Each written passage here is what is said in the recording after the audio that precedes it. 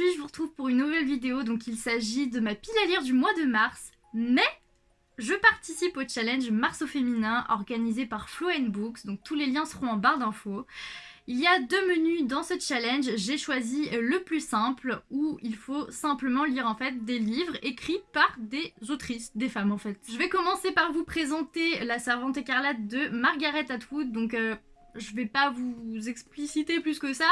C'est un livre qu'on a vu partout sur la blogosphère, partout sur Instagram, partout sur YouTube. C'est un livre qui a eu un immense succès et je me suis laissée tenter finalement puisque voilà. Même si ça reste fictif et de la science-fiction, on est quand même dans un univers où la femme littéralement ne sert qu'à se reproduire. Et je trouve que ça reflète mine de rien pas mal la vision qu'a été la femme pendant des années et qui pour certaines personnes est encore associée à ça, femme égale reproduction. Donc voilà, j'ai hâte de le lire, j'en ai entendu immensément du bien, donc j'espère le sortir. Et puis il est pas très très gros, c'est écrit assez gros. Donc voilà, il me tente beaucoup. Comme je vous disais, j'ai choisi le deuxième menu donc où il faut lire des autrices, mais j'ai essayé toujours de me rapprocher un maximum de la cause féministe en fait. Donc ici on est sur le livre Fashion Victim de Runo, il me semble que les J en espagnol ça se dit R. Runo Dawson. Donc c'est un livre que je trouve d'actualité puisqu'ici on va parler du mouvement MeToo dans l'univers en fait de la mode et du mannequinat, j'imagine. Et comme j'en connais très peu sur ce milieu-là et que j'imagine bien que c'est pas un univers folichon tous les jours, et je me suis dit que c'était la lecture parfaite pour ce challenge puisque ça a beau être en tout cas ici une fiction. Je pense et je suis quasiment sûre d'ailleurs que c'est quelque chose qui arrive régulièrement. J'ai décidé de placer le 5e tome de Sauveur et Fils de Mario de Muraille. Donc ici, rien à voir avec l'univers du féminisme, mais voilà, je l'ai mis parce que c'est écrit par une autrice et que j'aimerais bien avancer un petit peu dans mes sagas en cours. Voilà, donc je l'ai mis et c'est tout ce que j'ai à vous dire dessus. J'ai décidé de mettre dans cette pile à lire un livre qui me fait très envie depuis des années. Et comme il est enfin sorti en poche, je l'ai acheté donc je vais le mettre. Il s'agit de Le Tatoueur d'Auschwitz de Heifer Morris. Pareil ici, pas vraiment de lien avec le féminisme, mis à part que c'est écrit par une femme.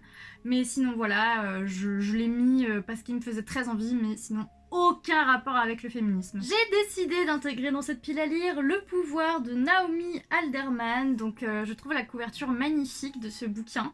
Donc ici on est dans un univers fantastique où en fait les femmes ont le pouvoir de faire ce qu'elles veulent aux hommes juste en les touchant.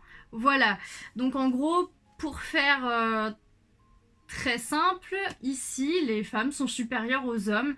Et déjà ça m'intéresse parce que c'est quelque chose qui... Enfin voilà, je me demande ce que ça pourrait donner si les femmes étaient supérieures aux hommes. Et aussi j'aimerais savoir ce qu'essaie de délivrer l'autrice par rapport à ça. Donc il me tente beaucoup. En plus il y a un petit mot de Margaret Atwood, donc bon, j'imagine que ça doit être un très bon livre. J'ai quand même réussi à caser un petit livre graphique. Donc il s'agit de Mes ruptures avec Laura Dean de Mariko Tamaki et Rosemary Valero O'Connell. Voilà, je l'ai reçu tout à l'heure. Je vais vous montrer un petit peu les illustrations. Donc en fait tout est en noir et blanc et rose. Voilà, c'est les principales tonalités du livre. Donc comme le dit le titre en fait, on va parler d'une histoire d'amour un petit peu, comment dire, un peu ambiguë, voilà, où il y a des ruptures sans cesse, on se remet ensemble, on se quitte, on se remet ensemble et on se quitte. C'est des relations qui finalement arrivent assez souvent, en tout cas moi je connais pas mal de personnes qui ont été dans cette situation ou qui sont dans cette situation. Donc pareil, pas vraiment de lien avec le féminisme, mais ici c'est une histoire homosexuelle. Et puis je pense que ça peut quand même rentrer un peu dans le féminisme, genre le fait de laisser les femmes tranquilles si elles sont homosexuelles, bref voilà. Et aussi parce que c'est écrit et illustré par des femmes. Je vais également lire la première fois j'avais 6 ans de Isabelle Aubry, donc c'est un service de presse que j'ai reçu de la part de la maison d'édition XO. Donc c'est un témoignage sur l'inceste et le viol.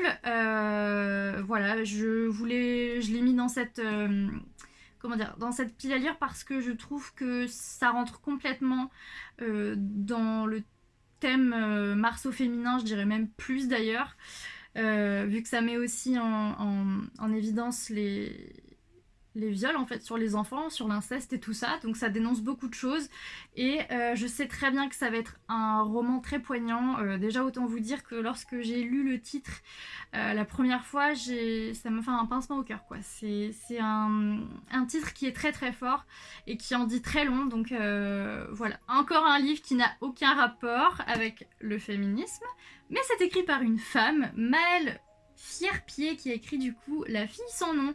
Donc ici on est dans un univers fantastique pareil, donc dans l'univers du cirque où il y a une femme en fait qui, si je ne me trompe pas, va intégrer une famille et en fait cette famille va littéralement l'exploiter comme une esclave en fait. Et pour finir, j'ai mis dans cette pile à lire les plus terribles affaires de sorcellerie de Louise Marie Libert.